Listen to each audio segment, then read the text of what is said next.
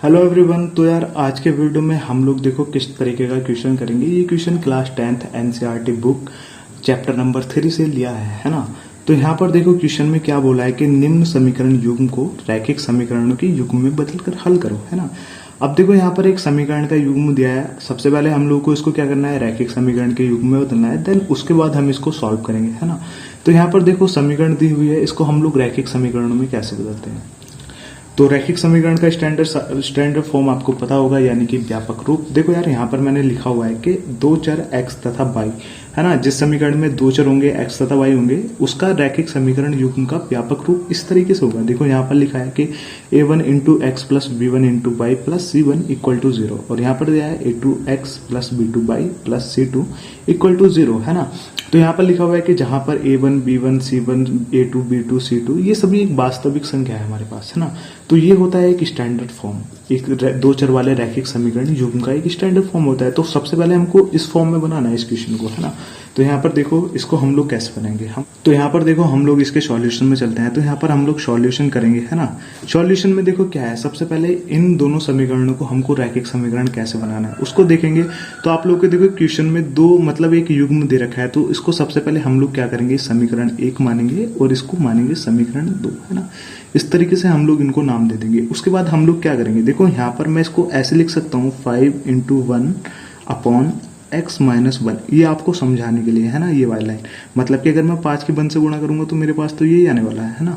And इसको भी हम लोग ऐसे लिखेंगे 1 into 1 upon y minus 2 equal to 2।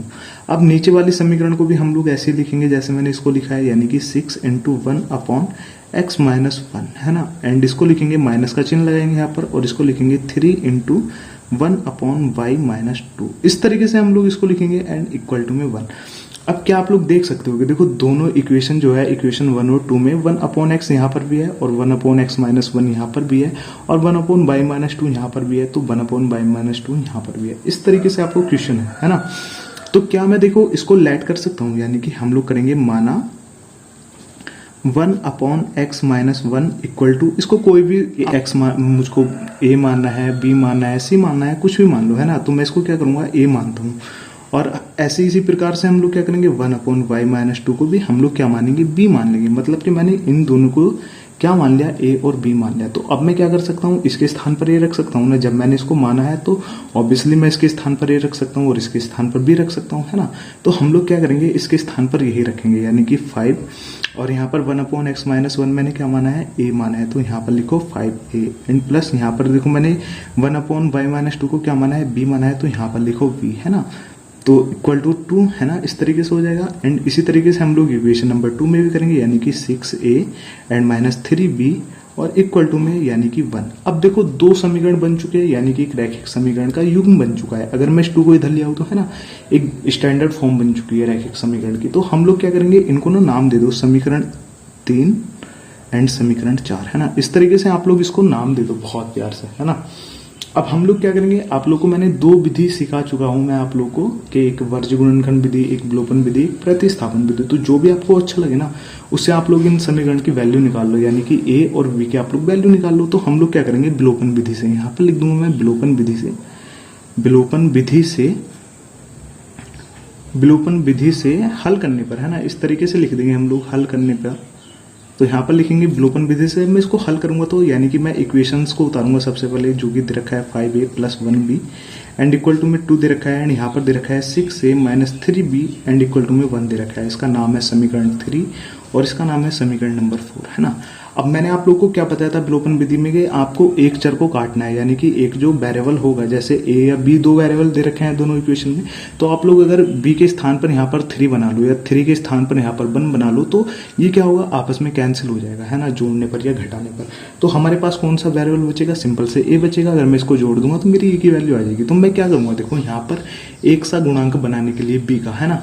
तो यहाँ पर b अगर मैं 3 बनाऊं तो कैसे बनाऊं, तो यहाँ पर अगर मैं 3 से मल्टीप्लाई कर दूं समीकरण 3 में, और यहाँ पर समीकरण 4 में 1 से मल्टीप्लाई, ऐसे कर दो आप लोग। 3 की मल्टीप्लाई ऊपर कर दो और 1 की मल्टीप्लाई नीचे कर दो, तो ये इक्वल हो जाएंगे, है ना। जब मैं इसकी मल्टीप्लाई करूंगा तो मेरे पास क्या आएगा, अगर मैं 3 की इक्वेशन नंबर 3 में करूंगा मल्टीप्लाई, तो 5 से 15 यानी कि 15a एंड प्लस ये हो जाएगा 3b एंड ये हो जाएगा 6, है ना। 3 दूनी 6, और यहाँ पर ये कितना हो जाएगा 6a एंड ये हो जाएगा 3b एंड इक्वल टू में 1, है ना। इस तरीके से आप लोग का हो जाएगा।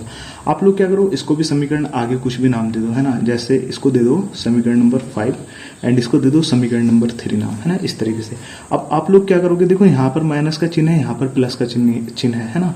जब चिन्ह मतलब ऐसे हो कि एक चिन्ह प्लस का हो और एक चिन्ह माइनस का, तो आप लोग क्या करोगे, समीकरण का नाम लिख दो, समीकरण 5 व समीकरण 6 को जोड़ने पर, है ना। अगर एक से चिन्ह होते, जैसे यहाँ पर माइनस होता और यहाँ पर भी माइनस होता, तो आप लिखते घटाने पर, है ना। तो यहाँ पर मैं क्या लिखूंगा, जोड़ने पर, है ना। जब मैं इसको जोड़ूंगा तो क्या करूंगा, देखो जोड़ूंगा तो यहाँ पर कोई भी चिन्ह हमारा चेंज नहीं होने वाला, सेम इसी तरीके से रहने वाले हैं, है ना।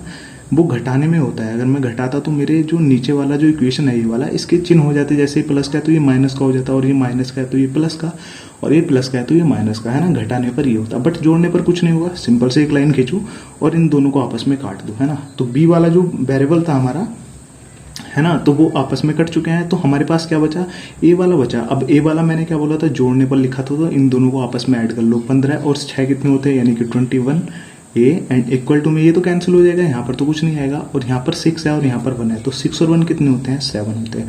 अब यहाँ से आप लोग ना सिंपली ए की वैल्यू निकाल लो। अब ए की वैल्यू कैसे निकालोगे, ए इक्वल टू 7, और यहाँ पर अगर किसी भी संख्या की या किसी भी वेरिएबल के मल्टीप्लाई में कोई संख्या होती है, जब वो बराबर के उधर जाती है तो वो क्या हो जाती है, बटे में जाती है ना, अपॉन में।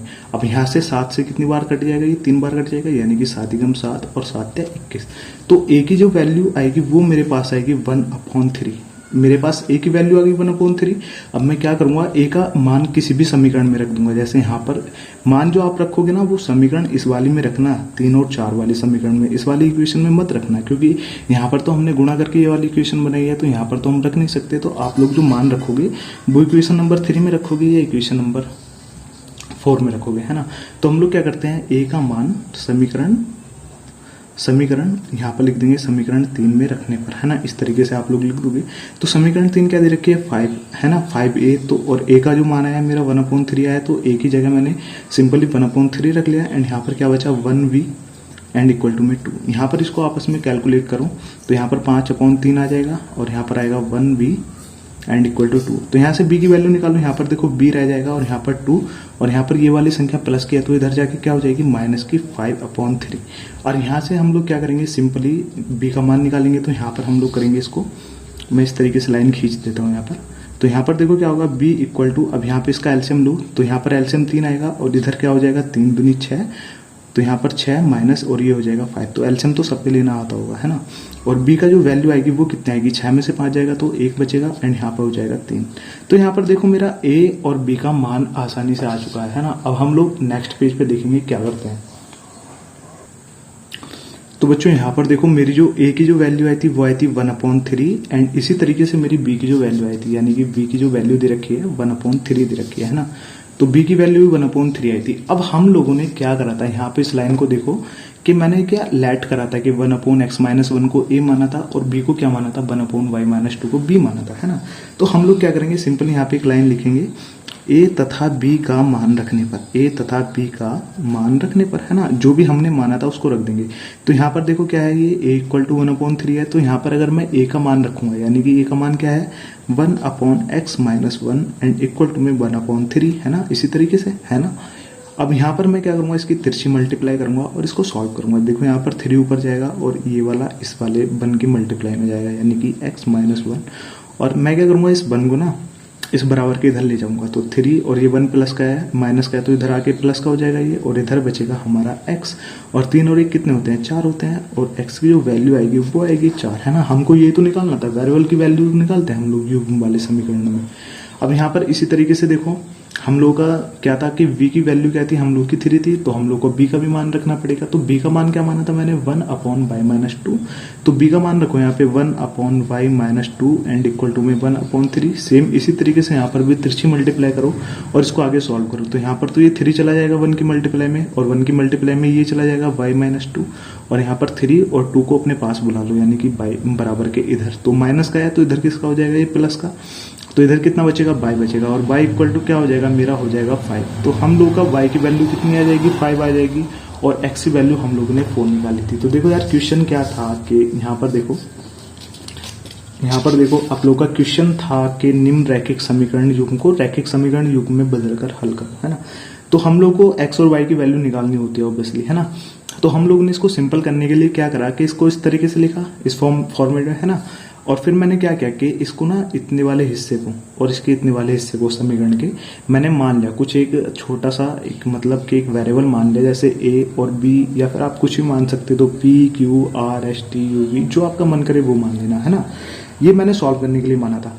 उसके बाद मैंने क्या करा, ए और मतलब कि इसकी जगह पर यहाँ पर ए रख दिया और इसकी जगह पर यहाँ पर बी रख दिया। तो ये मैंने क्या किया था, एक रैखिक समीकरण का कि युग्म का एक निर्माण कर लेता, है ना। मतलब कि इस इक्वेशन को बहुत अच्छे से एक स्टैंडर्ड फॉर्म में लिख लेता रैखिक समीकरण की।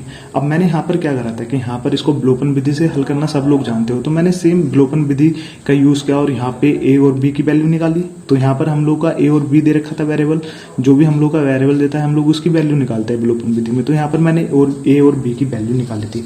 अब उसके बाद मैंने क्या करा कि ए और बी जो आई थी वैल्यू, उसकी जगह पर मैंने ए तथा बी का मान रख लिया था। ए तथा बी का कौन सा मान, जो मैंने यहाँ पर माना था, है ना, 1/x-1 इक्वल टू ए माना था और 1/y-2 बी माना था। तो उसका मैंने सिंपली मान क्या कर लिया, यहाँ पर बी इक्वल टू यहाँ पर इक्वल टू 1/3 और यहाँ पर बी इक्वल टू 1/3। तो ए की जगह पर मैंने 1/x-1 लिखा और बी की जगह 1/y-2, और इसको मैंने आगे कैलकुलेट कर लिया, सिंपली तिरछी मल्टीप्लाई की और आपस में x का मान 4 आया और जिससे मेरा y का मान 5 आया। तो इस तरीके से आप लोग इस टाइप के क्वेश्चन को, जो भी हो इस टाइप का क्वेश्चन, इसको बहुत आसानी से हल कर सकते हो, है ना। तो इस तरीके की क्वेश्चन को हम लोग ऐसे हल करते हैं।